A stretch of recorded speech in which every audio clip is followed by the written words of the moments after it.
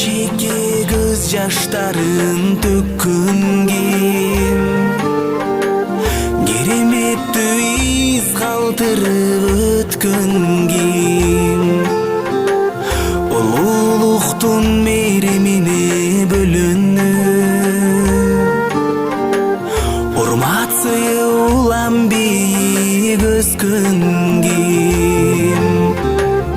Ал Мухаммед пайгамбарым акыркы керек болгон үмөттөргө азыркы. Ал Мухаммед аламдардын асылы,